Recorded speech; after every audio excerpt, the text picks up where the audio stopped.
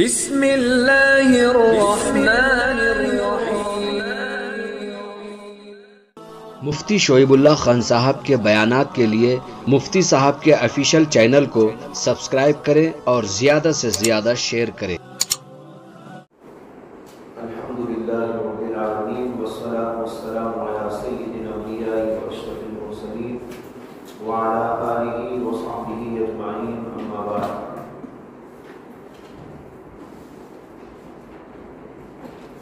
ترمذی میں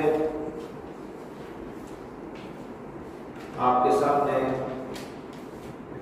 امام ترمذی کا تذکرہ کیا گیا۔ امام ترمذی رحمۃ اللہ علیہ کے حالات بیان کرنے کے ساتھ یہ ایک بات یہ بھی عرض کرنی ہے کہ امام ترمذی رحمۃ اللہ علیہ نے بہت ساری کتابیں لکھی ہیں۔ غالباً میں نے پرسوں تذکرہ اس کا نہیں کیا تھا۔ امام ترمذی کی کتابوں میں سب سے زیادہ معروف مشہور وہ یہی کتاب ہے جس کا سبق ہے سنن ترمذی یا جامع ترمذی۔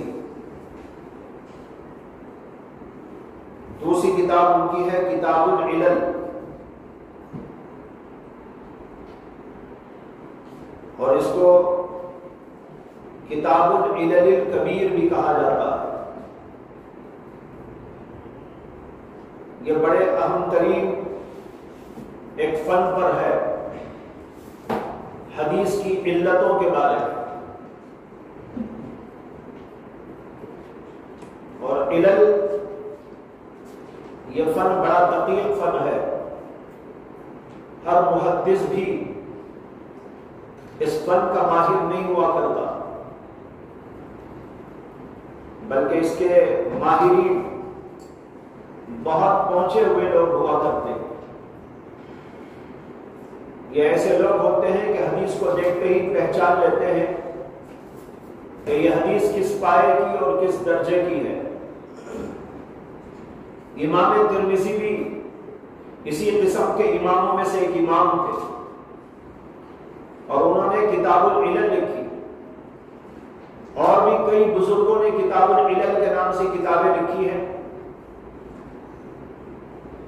جس میں بتایا ہے کہ حدیثوں میں علل کیا ہوتے ہیں، یعنی علتیں، خامیاں، خرابیاں جو بڑی دقیق ہوتی ہیں۔ امام ترمذی کی کتابوں میں ایک کتاب کتاب العلل الصغیر بھی مشہور ہے، لیکن اس کا نام کتاب العلل یا کتاب العلل الصغیر یہ بعد میں لوگوں نے رکھ دیا ہے۔ یہ اصل میں سنن ترمذی کا مقدمہ ہے، جو آپ کی کتاب کے اخیر میں لگا ہوا ہے۔ سنن ترمذی جہاں ختم ہوتی ہے وہاں کتاب العلل یہ موجود ہے۔ غالباً یہ نام بعد میں کسی نے رکھا ہے، امام ترمذی نے نہیں رکھا۔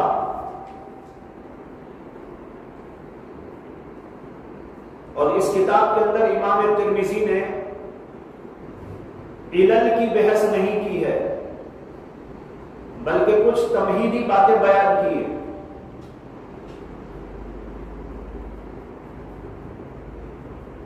یہ کتاب میرے حواشی و تعلیقات کے ساتھ چھپی ہوئی ہے، اس کو آپ لے لیں، اور وہ بھی میں پڑھاؤں گا بعد میں۔ اس پر میں نے تعلیقات لکھی ہیں، وہ الگ سے چھپ کے ملتی ہے، یہاں نیچے آپ کو مل جائے گی۔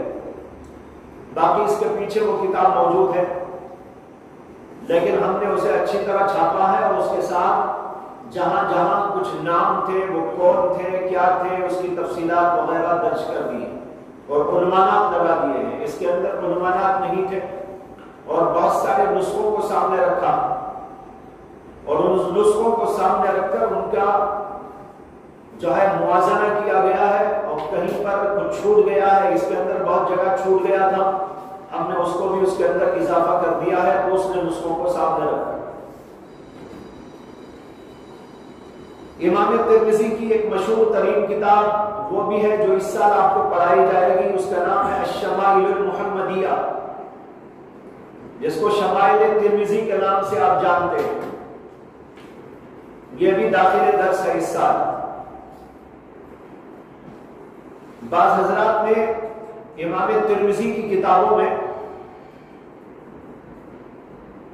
تاریخ کا ذکر بھی کیا ہے اور تفسیر کا بھی، کہ انہوں نے کوئی تاریخ پر کتاب لکھی تھی۔ غالباً یہاں تاریخ سے مراد وہی ہے جس کا ذکر میں نے امام بخاری کے حالات میں کیا تھا، یعنی اسماء الرجال، راویوں کے احوال۔ اسی طرح ایک تفسیر کا ذکر بھی کیا گیا ہے، لیکن یہ کتابیں نایاب ہیں، کہیں موجود نہیں ہے، ملتی نہیں ہے۔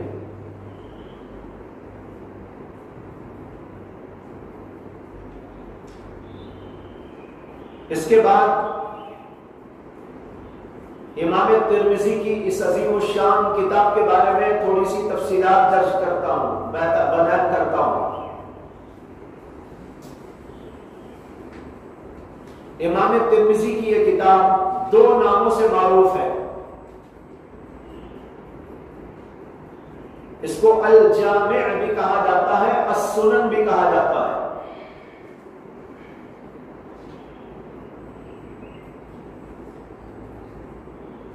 میں پہلے آپ کو بتا چکا ہوں کہ جامع کسے کہتے ہیں، سنن کسے کہتے ہیں۔ جامع وہ کتاب ہے جو 8 قسم کے ابواب پر مشتمل ہو، اور سنن اس کتاب کو کہتے ہیں جس کے اندر فقہی ابواب کی ترتیب پر احادیث کو جمع کیا گیا۔ بعض لوگوں نے اسے سنن کا نام دیا ہے، بعض لوگوں نے اس کو جامع کہا۔ حقیقت یہ ہے کہ دونوں کی جامع ہے، اس لیے کہ امام ترمذی نے شروع سے اس کا جو طرز رکھا ہے وہ سنن کا طرز ہے، یعنی کتاب الطہارہ، کتاب الصلاۃ، کتاب الزکاۃ، کتاب الصوم، کتاب الحج، کتاب الجنائز، پھر کتاب النکاح۔ اس طرح کے ابواب جیسے فقہی ابواب ہوتے ہیں، اسی طرز پر شروع میں آپ نے ابواب کو مقرر کیا ہے، منعقد کیا۔ لیکن اس میں انہوں نے کچھ چیزوں کا اضافہ کر دیا ہے جو عام طور پر سنن کی کتابوں میں نہیں ہوتی، جیسے مناقب کا بیان، امور آخرت، ایسے ہی تفسیر۔ یہ ابواب عام طور پر سنن کی کتابوں میں نہیں ہوتے، لیکن امام ترمذی کی اس کتاب کے اندر یہ ابواب بھی ہیں۔ کتاب المناقب بھی ہے، آخرت والے ابواب بھی ہیں، واعظ و نصیحت کے ابواب ہیں، اور اسی طرح دعا کے ابواب ہیں، اور اسی طریقے پر جو ہے انہوں نے تفسیر کے ابواب بھی اس کے اندر قائم کر دیے ہیں۔ ان ابواب کے آ جانے کی وجہ سے اس کو جامع بھی کہا جاتا ہے۔ تو گویا یہ کتاب بیک وقت سنن بھی ہے اور جامع بھی ہے۔ اس کو سنن کہیں تو بھی درست، اور اگر جامع کہا جائے تو تب بھی اس کے اوپر اطلاق ممکن ہے۔ دوسری بات یہ ہے، یا یوں کہیے دوسری خصوصیت اس کتاب کی یہ ہے کہ اس کتاب کے اندر احادیث کا تکرار بہت کم ہے۔ اکا دکا کہیں کہیں امام بخاری نے ایک ہی حدیث کو مکرر ذکر کیا ہے، ورنہ عام طور پر ان کا طریقہ یہ ہے کہ ایک حدیث آ جاتی ہے تو دوسری جگہ وہ حدیث پھر نہیں لاتے۔ اس کے برخلاف امام بخاری رحمۃ اللہ علیہ کا حال یہ ہے کہ وہ ایک ایک حدیث کو 2 جگہ، 4 جگہ، 5 جگہ، 10 جگہ، بلکہ بعض حدیثیں 20 جگہ، 25 جگہ، بعض حدیثیں 30 جگہ پر بھی موجود ہیں۔ ایک ہی حدیث کتاب الاستسقاء اٹھا کے پڑھیں گے اور اسی طرح کتاب الکسوف اور کتاب الخسوف پڑھیں گے تو اس ایک ہی باب میں ایک ہی ہے جو ہے کتاب میں ایک ہی حدیث کو ہر باب میں دہرایا، باب الگ الگ ہے، باب الگ کر دیا لیکن وہی حدیث، پھر اور ایک باب قائم کیا وہی حدیث، تیسرا باب قائم کیا وہی حدیث۔ اسی طریقے پر کتاب الاستسقاء میں حدیث ایک ہی ہے لیکن اس کے اوپر کئی قسم کے ابواب باندھتے چلے گئے، باب باندھیں گے وہی حدیث دہرائے گا، باب الگ ہوگا، جب آپ پڑھیں گے تو اس کا اندازہ آپ کو ہوگا۔ تو امام بخاری کا طریقہ یہ ہے کہ ایک ہی حدیث کو بہت جگہ دہراتے ہیں، لیکن امام ترمذی کا طریقہ یہ ہے کہ وہ ایک حدیث کو ایک ہی جگہ لاتے ہیں، دوسری جگہ نہیں لاتے۔ اتفاقاً ایک دو جگہ ایسی ملیں گی آپ کو جہاں امام ترمذی نے ایک حدیث کو دوبارہ درج کر دیا۔ اس کے باوجود امام بخاری کا دعویٰ ہے، اور یہ دعویٰ خود بخاری میں انہوں نے کیا ہے کہ میں نے اپنی اس کتاب کے اندر کوئی حدیث دوبارہ نہیں لائی۔ امام بخاری کا دعویٰ ہے کہ میں نے اپنی اس کتاب کے اندر ایک حدیث کو دوبارہ ذکر نہیں کیا ہے۔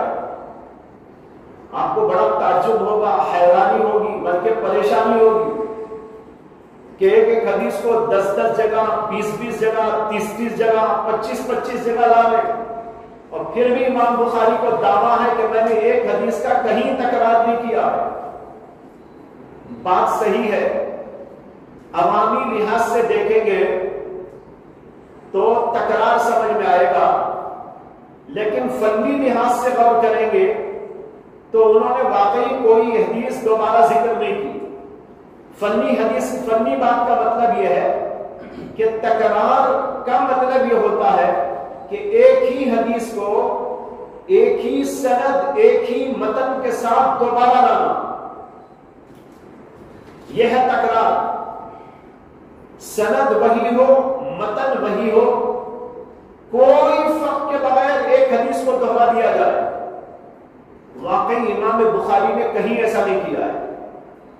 یہ کہ حدیث کو وہ 10 جگہ لائے ہیں تو 10 سندوں سے لائے، اگر 20 جگہ حدیث کو لائے ہیں تو 20 سندوں سے لائے ہیں، 30 جگہ اس حدیث کو لائے ہیں تو 30 سندوں سے لائے ہیں۔ سند بدل گئی، جب سند بدل گئی تو حدیث بدل گئی۔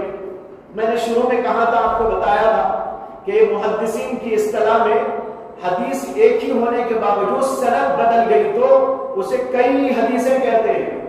اگر ایک ہی حدیث کی سندیں 100 ہیں تو یہ نہیں کہا جائے گا ایک حدیث ہے، کہیں گے 100 حدیث ہیں، اس سے کہ سند الگ الگ ہے نا، ان کی راوی الگ الگ ہو گئے ہیں، اور ان سارے راویوں کا ذکر کر کے اس حدیث کو بیان کرتے ہیں تو گویا کہ نئی حدیث ہے وہ، اس لیے ان کی اصطلاح میں اس کا نام جو ہے الگ حدیث ہے، 100 حدیثیں کہلائیں گی، جبکہ متن ایک ہی ہوگا۔ مثلا اگر انما الاعمال بالنیات کی حدیث 100 طریقوں اور 100 راویوں سے آئے گی تو محدثین اسے کہیں گے 100 حدیثیں ہیں، اور الگ ہو گئے راوی تو اس کا مطلب حدیث الگ ہوگی۔ تو امام بخاری نے جو 10 جگہ، 20 جگہ، 30 جگہ حدیثوں کو دہرایا ہے تو وہاں آپ غور کریں گے تو پتہ چلے گا کہ ہر حدیث کی سند الگ ہے، اگرچہ حدیث ایک ہی ہے۔ یہ ہے امام بخاری کا کمال اور ان محدثین کا عظیم اور عظیم کارنامہ۔ بہرحال وہ امام بخاری کا طریقہ ہے، لیکن امام ترمذی کا طریقہ یہ ہے کہ حدیث ایک جگہ لائے تو بس قصہ ختم، اس کے بعد پھر کہیں وہ نہیں لائیں گے الا ماشاءاللہ 1-2 جگہ۔ تیسری خصوصیت امام بخاری کی اس کتاب کی، امام ترمذی کی اس کتاب کی یہ ہے کہ اس میں انہوں نے احادیث کو جمع کرنے کے ساتھ ساتھ حضرات فقہائے کرام کے مستدلات کو بھی جمع کیا ہے، یعنی تمام فقہی مذاہب کے مستدلات کو جمع کیا ہے۔ اس لیے وہ الگ الگ ابواب قائم کرتے ہیں ایک ہی مسئلے کے، رفع یدین کا مسئلہ، کرنے والوں کا باب، نہ کرنے والوں ایک باب ان کے لیے قائم کریں گے جو رفع یدین کرتے ہیں، اور ان کا ایک باب قائم کریں گے جو رفع یدین نہیں کرتے۔ رفع یدین کرنے والوں کی حدیث بھی لائیں گے، رفع یدین نہ کرنے والوں کی حدیث بھی لائیں گے، اور زور سے آمین بولنے والوں کی حدیث بھی لائیں گے، آہستہ آمین بولنے والوں کے لیے بھی الگ باب قائم کریں گے۔ اس طریقے پر کئی فقہاء کے مذاہب کے مستدلات آپ کو ایک جگہ مل جائیں گے، لیکن امام بخاری کا طریقہ جدا ہے۔ امام بخاری جو اپنا مسلک رہتا ہے صرف وہی بیان کرتے ہیں، جو ان کے مسلک کے علاوہ دوسرا مسلک ہے اس کو بیان عام طور پر نہیں کیا کرتے۔ مثلا امام بخاری کا مسلک ہے رفع یدین کرنا چاہیے، اب بس وہ رفع یدین کی حدیث لائیں گے، اس کا باب قائم کریں گے۔ رفع یدین نہیں کرنے کی حدیث بھی نہیں لائیں گے، رفع یدین نہیں کرنے کا باب بھی نہیں لائیں گے۔ اسی طرح فاتحہ خلف الامام کا مسئلہ ہے۔ امام بخاری کا مسلک ہے کہ امام کے پیچھے کھڑے ہو کر پڑھنے والے مقتدی کو بھی سورہ فاتحہ پڑھنا ضروری ہے، لازم ہے، اس لیے اتنا بڑا باب قائم کیا انہوں نے،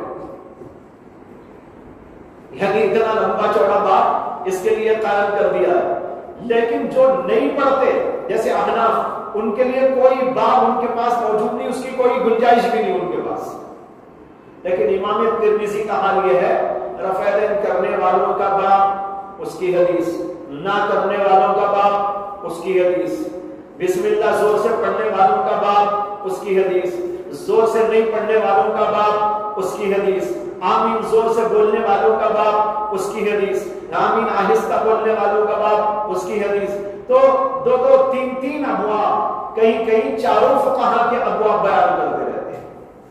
یہ ان کا طریقہ ہے، یہ خصوصیت آپ کو اس کتاب میں ملے گی، باقی دوسری کتابوں میں یہ خصوصیت آپ کو نہیں ملے گی، اتنا اہتمام اس کا نہیں ملے گا۔ پھر ہر باب کے ہر ایک کے لیے الگ باب قائم کیا، جیسے کہ میں نے ابھی عرض کر دیا آپ کے سامنے۔ اور پانچویں خصوصیت یہ ہے کہ مذاہب فقہاء کا بھی ذکر کرتے ہیں۔ ایک حدیث، ایک باب لائیں گے، حدیث ذکر کریں گے، اور پھر نیچے یہ بھی بتائیں گے کہ اس مسئلے میں امام شافعی کا کیا قول ہے، امام مالک کیا فرماتے ہیں، اہل کوفہ کا قول کیا ہے، امام اسحاق بن راہویہ کا قول کیا ہے، ابن المبارک کیا فرماتے ہیں۔ کئی مذاہب اس کے اندر ذکر کریں گے، تو اس کا بھی مستقل انتظام ہے امام بخاری کے ہاں کہ مذاہب فقہاء بیان کریں، یعنی ان کے مستدلات بھی ذکر کرتے ہیں، مسلک بھی ذکر کرتے ہیں، ان کا مسلک یہ، ان کا مسلک یہ، ان کا مسلک یہ، لیکن دوسرے حضرات اس کا کوئی ذکر نہیں کرتے۔ صحاح ستہ میں یہی ایک کتاب ہے جس کے اندر آپ کو فقہاء کرام کے مسالک اور ان کے اقوال اور ان کی روایات کا علم ملتا ہے، دوسری کسی کتاب کے اندر صحاح ستہ میں اس کا ذکر نہیں ملتا۔ چھٹی خصوصیت یہ ہے کہ امام ترمذی حدیث کا درجہ بھی بیان کرتے ہیں، حدیث بیان کریں گے اور پھر اس کے بعد یہ بتائیں گے ھذا حدیث صحیح، یہ حدیث صحیح ہے، ھذا حدیث حسن، یہ حدیث حسن ہے، یا ھذا حدیث صحیح حسن، یا یہ حدیث حسن صحیح ہے، یا یہ حدیث غریب ہے، ھذا حدیث ضعیف، یہ حدیث ضعیف ہے۔ اس طریقے پر حدیث کا درجہ بھی بیان کرتے ہیں۔ امام بخاری کو تو ضرورت ہی نہیں تھی بیان کرنے کی، اس لیے کہ وہ جو حدیث بھی لاتے ہیں وہ صحیح ہوتی ہے۔ امام مسلم کو بھی ضرورت نہ تھی، اس لیے کہ وہ جو بھی حدیث ذکر کرتے ہیں وہ صرف صحیح ہوتی ہے، اس میں ضعیف کا ذکر بھی نہیں ہے۔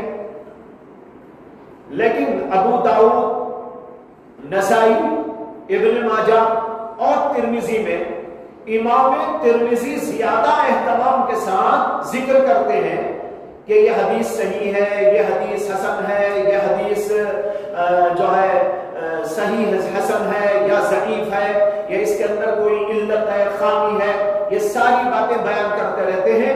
یہ بھی ان کا مستقل طریقہ ہے۔ کوئی سند کمزور ہوتی ہے اس کو بھی بتا دیتے ہیں۔ 8ویں بات یہ ہے کہ امام ترمذی رحمۃ اللہ علیہ عام طور پر باب میں احادیث کا احاطہ نہیں کرتے،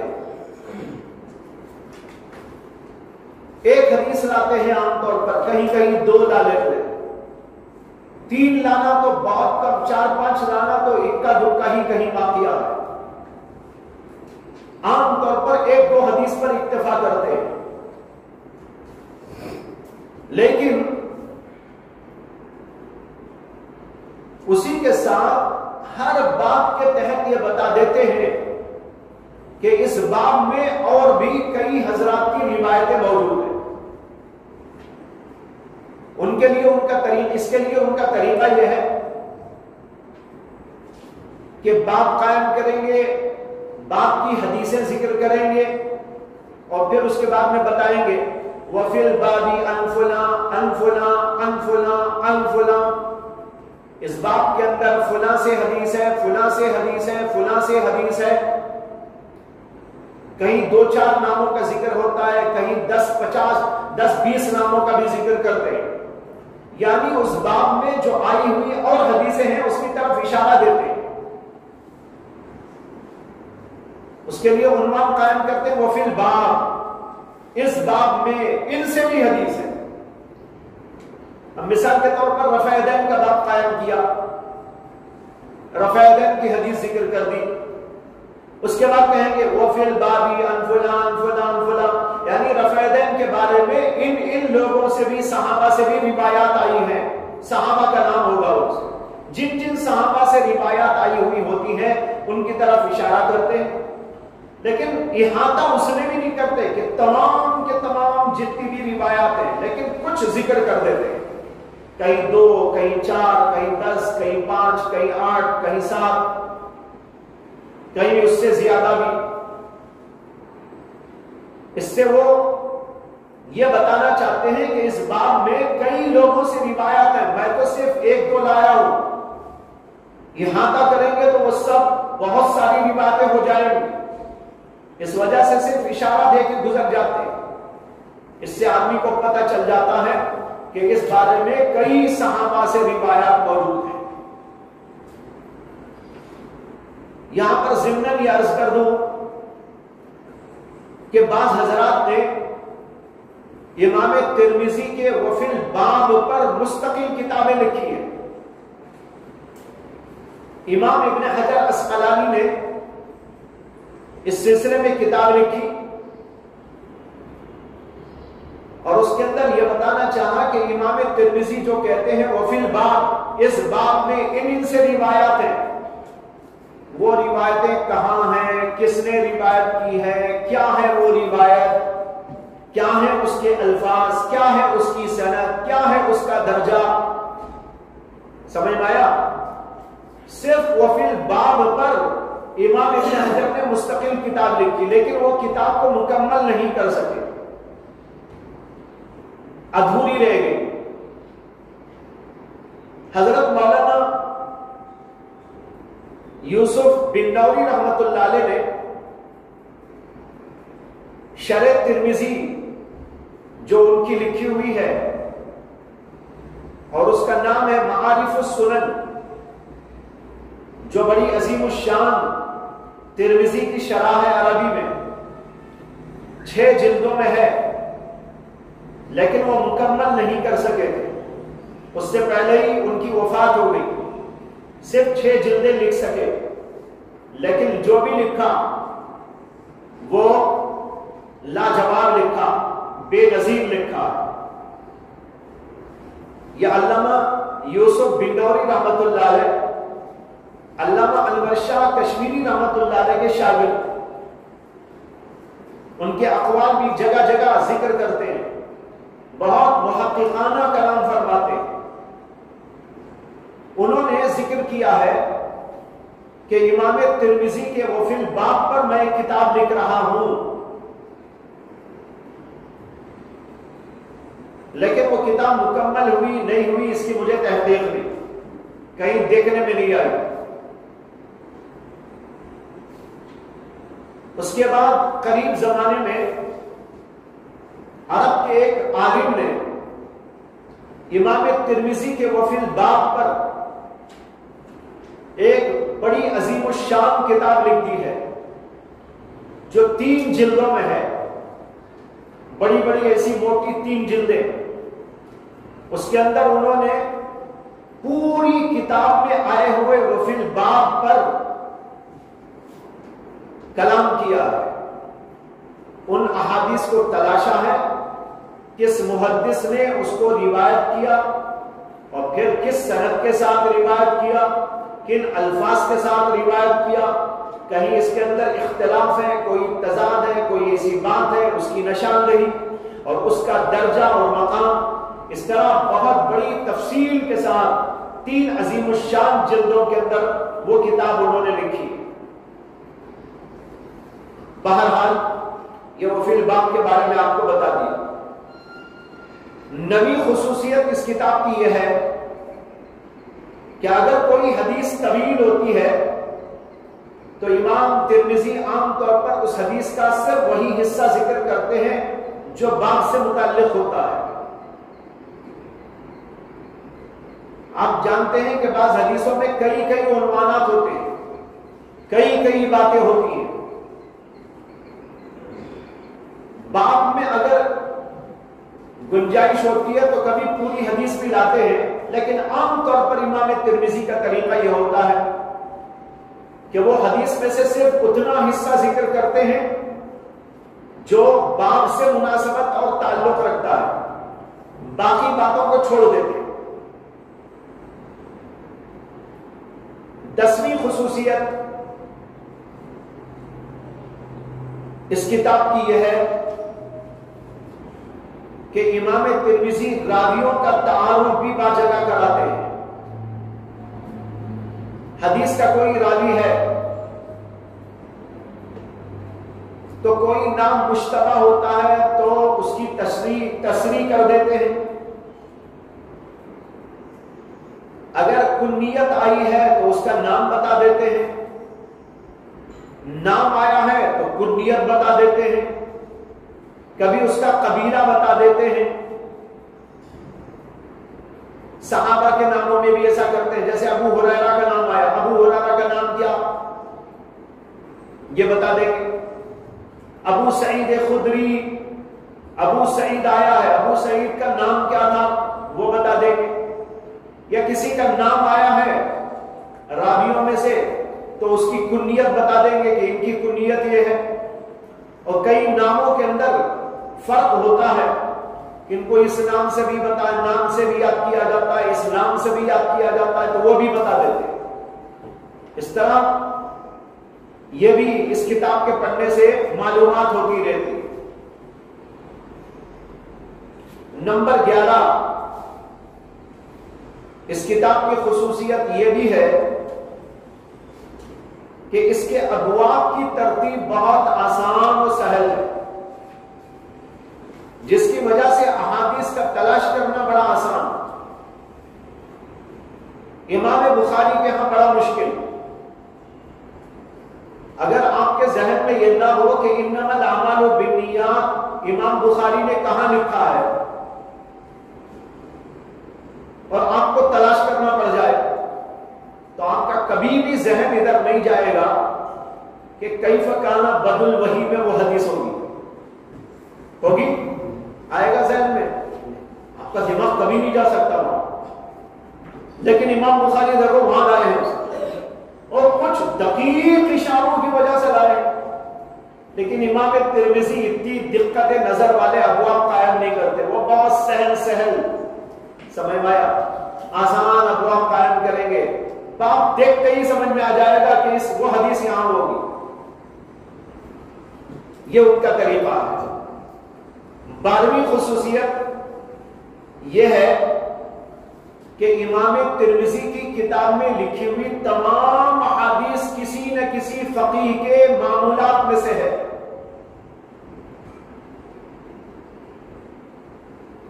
یعنی کسی نہ کسی امام کا مسلک ہے وہ، ابو حنیفہ کا مسلک ہوگا یا امام شافعی کا ہوگا یا امام مالک کا ہوگا یا اسحاق بن راہویہ کا ہوگا یا ابن المبارک کا ہوگا،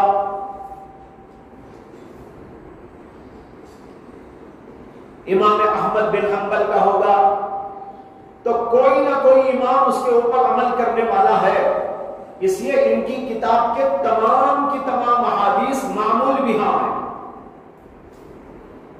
سوائے 2 حدیثوں کے۔ 2 حدیثیں امام ترمذی نے اس کے اندر ایسی ذکر کی ہیں کہ خود امام ترمذی نے کتاب العلل الصغیر کے اندر یعنی اپنے سنن کے مقدمے میں لکھا ہے بالکل شروع میں کہ میری اس کتاب میں جتنی حدیثیں ہیں وہ سب کی سب کسی نہ کسی فقیہ کا معمول ہے، مسلک ہے، لیکن 2 حدیثوں پر کسی کا عمل نہیں۔ 2 حدیثیں وہاں انہوں نے ذکر کی، لیکن حقیقت یہ ہے کہ وہ حدیثیں بھی معمول بہا ہیں، اور یہ معمول بہا احناف کے نزدیک ہے۔ اس کو جب موقع آئے گا تو آپ کو سمجھا دیا جائے گا۔ ایک حدیث انہوں نے ذکر کی ہے یہ کہ ابن عباس رضی اللہ عنہ نے فرمایا کہ رسول اللہ صلی اللہ علیہ وسلم نے 2 نمازوں میں جمع فرمایا، 2 نمازوں کو ایک وقت میں جمع کر کے پڑھا، بغیر مرض، بغیر مطر، بغیر عذر، مدینے میں۔ یعنی اللہ کے نبی سفر میں بھی نہیں تھے، مدینے میں تھے، نہ مطر یعنی بارش بھی نہیں تھی، کوئی عذر بھی نہیں تھا، اس کے باوجود ظہر کے ساتھ عصر پڑھ لی اور مغرب کے ساتھ عشاء پڑھ لی۔ امام ترمذی کہتے ہیں کہ اس حدیث کے اوپر کسی کا عمل نہیں ہے۔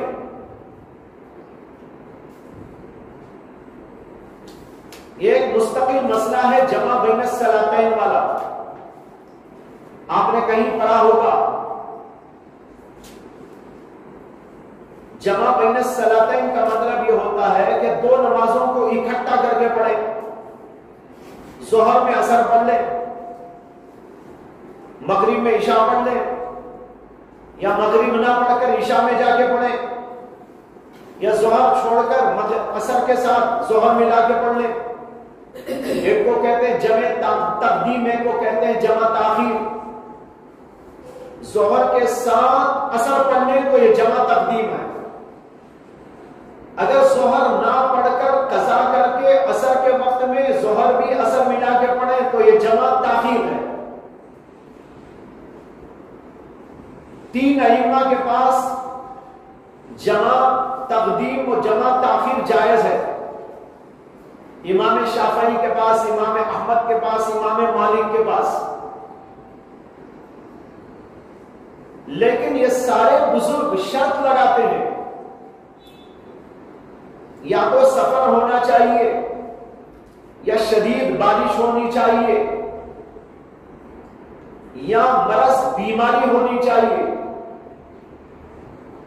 آدمی سفر میں ہے اس لیے 2 نمازوں کو جمع کر کے پڑھ لے تو گنجائش ہے، یا بیمار ہونے کی وجہ سے بار بار اٹھ نہیں سکتا، بار بار وضو نہیں کر سکتا، تو یہ 3 ائمہ کہتے ہیں کہ ایک ہی نماز کے ساتھ دوسری نماز پڑھ لے۔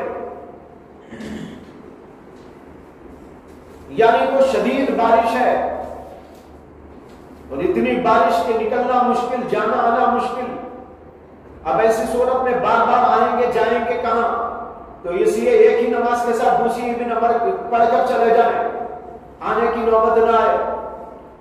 یہ 3 ائمہ کا فیصلہ ہے، لیکن دیکھو یہ لوگ جمع بین الصلاتین کے قائل اس وقت میں ہے جب یہ 3 عذروں میں سے کوئی عذر ہو، کوئی عذر ہی نہ ہو تو کسی کے پاس بھی جائز نہیں، یہ گناہ کبیرہ ہے۔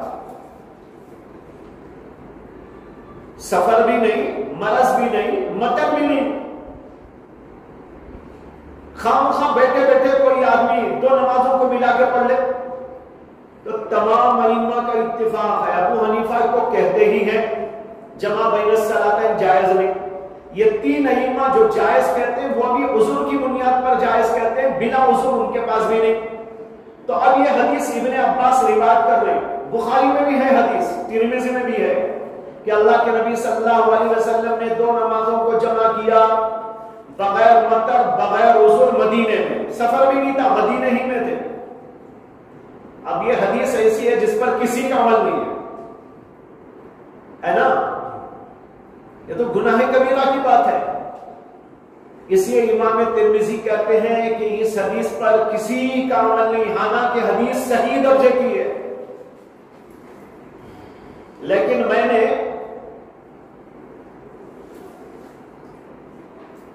کتاب العلل الصغیر کے حاشیے پر، جس کا بھی میں نے حوالہ دیا، اس پر ہمارے ائمہ کا قول ذکر کیا ہے. ہمارے علماء کہتے ہیں کہ یہ حدیث ہمارے نزدیک معمول بہا ہے، یعنی احناف کے نزدیک. امام ترمذی تو اس خیال سے بول رہے ہیں کہ بھئی حنفی لوگ تو جمع کو مانتے ہی نہیں، 2 نمازوں کو اکٹھا کر کے پڑھنا ان کے پاس تو جائز ہی نہیں. سفر میں بھی جائز نہیں، مطر میں بھی جائز نہیں، مرض میں بھی جائز نہیں. ان 3 ائمہ کے نزدیک جائز تو ہے لیکن عذر ہونا چاہیے، سفر کا، مرض کا، مطر کا. جب کچھ بھی عذر نہ ہو تو کسی کے پاس بھی جائز نہیں. اس لیے امام ترمذی نے کہا کہ میری اس کتاب کی تمام حدیثوں پر کسی نہ کسی فقیہ کا عمل ہے، لیکن اس حدیث پر کسی فقیہ کا عمل نہیں. لیکن میں نے بتایا ہمارے علماء کہتے ہیں کہ ہمارا عمل ہے. آپ کہیں گے عجیب لوگ ہیں یہ فقیہ، یہ حنفی لوگ بھی، یہ حنفی لوگ بھی بڑے عجیب ہیں. ایک طرف ابو حنیفہ کا مسلک یہ ہے کہ جمع بین الصلاتین ہی جائز نہیں. وہ 3 ائمہ کہتے ہیں کہ جمع بین الصلاتین عذر سے جائز ہے. اب یہاں اس حدیث پہ حنفی کہہ رہے ہیں ہمارا عمل ہے. کیسا عمل ہے؟ دیکھو ایک نکتہ ہے یہاں. امام ابو حنیفہ کہتے ہیں جمع بین الصلاتین میں جمع حقیقی جائز نہیں ہے، جمع سوری جائز ہے. جمع حقیقی جائز نہیں ہے، جمع سوری جائز ہے. جمع حقیقی کا کیا مطلب؟ جمع حقیقی کا مطلب ہے کہ ایک وقت میں دوسری نماز پڑھنا، ظہر میں عصر پڑھنا، یا عصر میں جا کر ظہر پڑھنا، مغرب کے وقت میں عشاء پڑھنا، یا عشاء کے وقت میں جا کر مغرب پڑھنا. یہ تو ہے جمع حقیقی. احناف کے پاس یہ جائز نہیں ہے جمع حقیقی کرنا. ایک وقت میں جا کے دوسری نماز پڑھے، نہ تقدیم کے ساتھ نہ تاخیر کے ساتھ، کسی طور پر جائز نہیں. وہ کہتے ہیں اپنے وقت میں پڑھنا چاہیے، اس لیے کہ اللہ نے قرآن میں فرمایا ہے ان الصلاۃ کانت علی المؤمنین کتابا موقوتا. نماز مسلمانوں کے اوپر وقت پر مقرر ہے. حدیثوں میں بھی ہے ظہر کا وقت یہ، عصر کا وقت یہ، مغرب کا یہ، عشاء کا یہ، فجر کا یہ، یہاں سے یہاں تک پڑھنا ہے. یہ سب کیوں بیان کیا گیا؟ اگر تم کوئی پڑھ لے ظہر میں عصر، عصر میں مغرب، مغرب میں عشاء جا کر، تو کیا مطلب ہوگا؟ اس لیے احناف اس کے قائل نہیں ہے کہ ایک نماز کو دوسرے وقت میں پڑھے. ہاں ابو حنیفہ کہتے ہیں جمع سوری جائز ہے. جمع سوری کا کیا مطلب؟ نماز کو اپنے اپنے وقت میں پڑھے، لیکن ایک نماز کو تاخیر کر کے آخری وقت میں پڑھے، دوسری نماز کو جلدی کر کے اپنے شروع وقت میں پڑھے. دیکھنے میں ایسا لگے گا کہ دونوں کو جمع کر رہا ہے، لیکن حقیقت میں وہ جمع نہیں ہے، صورتاً جمع ہے. مثال کے طور پر ظہر کا وقت ہے، ظہر کا وقت عصر تک رہتا ہے نا، ظہر کا وقت عصر تک رہتا ہے. اب عصر آنے سے ایک 5-7 منٹ پہلے ظہر کی نماز پڑھ لیا. ظہر کی نماز پڑھ کر بیٹھا ہی ہے، عصر کا وقت آ گیا. جب عصر کا وقت آیا تو فوراً کیا پڑھا؟ عصر پڑھ لیا. اب یہ دیکھنے میں کیسا لگ رہا ہے؟ جمع کر رہا ہے، 2 نمازوں کو اکٹھا کر رہا ہے. لیکن اکٹھا صورت میں ہے، حقیقت میں تو اکٹھا نہیں ہے۔ ظہر کے وقت میں ہو رہی ہے، عصر کے وقت میں ہو رہی ہے۔ امام ابو حنیفہ رحمۃ اللہ علیہ اور علماء احناف کہتے ہیں ابن عباس نے جو ارشاد فرمایا کہ اللہ کے نبی نے مدینے کے اندر بغیر مرض، بغیر عذر، بغیر کسی پریشانی کے دو نمازوں کو اکٹھا کر کے پڑھا۔ یہاں اکٹھا کر کے پڑھنے سے مراد ہے صورتاً اکٹھا کر کے پڑھنا، حقیقتاً اکٹھا کر کے نہیں پڑھنا ہے۔ تو اب یہ عمل ہو گیا، حنف کا نہیں ہو گیا۔ تو اس لیے ہم لوگ کہتے ہیں اس حدیث پر ہمارا عمل ہے۔ اسی طرح اور ایک حدیث ہے، اس پر بھی بحث ہے، میں مثال کے طور پر اس کو آپ کو سمجھا دیا۔ تو امام ترمذی کہتے ہیں میری اس حدیث اس کتاب پر، جس کتاب میں جتنی حدیثیں ہیں ان میں سب پر کسی نہ کسی فقیہ کا عمل ہے، لیکن دو حدیثوں پر نہیں ہے۔ لیکن ہم نے کہا کہ نہیں، دو حدیثوں پر بھی ہمارا عمل ہے۔ یہ ہوئی 12 خصوصیات امام ترمذی رحمۃ اللہ علیہ کی کتاب پر۔ آخر میں اس کتاب کا درجہ سن لیجئے، اس کتاب کا درجہ اور مقام کیا ہے۔ اکثر علماء نے اس کو ابو داؤد اور نسائی کے بعد کا درجہ دیا ہے۔ نمبر 1 تو بخاری ہے، نمبر 2 مسلم کی کتاب ہے، نمبر 3 پر ابو داؤد، نمبر 4 پر نسائی، نمبر 5 پر ترمذی کی یہ کتاب۔ لیکن بعض علماء نے جیسے حاجی خلیفہ نے کشف الظنون میں صحیحین کے بعد اس کتاب کو سب سے اعلیٰ قرار دیا، یعنی انہوں نے بخاری اور مسلم کے بعد تیسرے نمبر پر اس کو لکھا ہے۔ یہی رائے حافظ ذہبی رحمۃ اللہ علیہ کی بھی ہے کہ یہ تیسرے نمبر کی کتاب ہے، اور ابن حجر رحمۃ اللہ علیہ کے صنیع و طرز و انداز سے بھی اسی کا پتہ چلتا ہے کہ وہ بھی اس کو ابو داؤد اور نسائی سے پہلے مانتے ہیں۔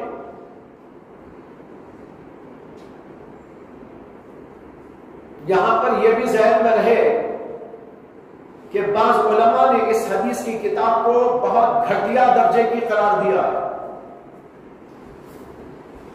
ابن الجوزی رحمۃ اللہ علیہ نے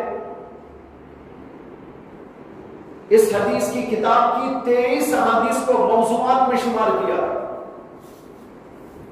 امام ابن الجوزی میں بڑی سختی تھی، انہوں نے تو بخاری کو بھی نہیں چھوڑا، انہوں نے بخاری کی بھی ایک حدیث کو موضوع قرار دیا، مسلم کی بھی کچھ احادیث کو موضوع قرار دیا، اور ترمذی کی 23 حدیثوں کو وہ کہتے ہیں موضوع ہیں، من گھڑت ہیں۔ لیکن ان کی بات صحیح نہیں ہے، اسے کہ وہ بڑے متشدد تھے۔ صحیح بات یہ ہے کہ ترمذی کے اندر کوئی حدیث موضوع نہیں ہے، البتہ بہت ساری احادیث ضعیف درجے کی، جیسے کہ خود امام ترمذی بتائیں گے، لیکن انہوں نے کوئی حدیث موضوع درجے کی اس کے اندر نہیں لکھی ہے۔ باقی ضعیف حدیثیں تو ترمذی میں بھی، ترمذی کے علاوہ جو ہے ابو داؤد میں بھی ہیں، نسائی میں بھی ہیں، ابن ماجہ کے اندر 22 حدیثیں موضوع ہیں، بہت ساری ضعیف حدیثیں بھی ہیں، اس لیے اس کا درجہ سب سے اخیر نمبر پر ہے۔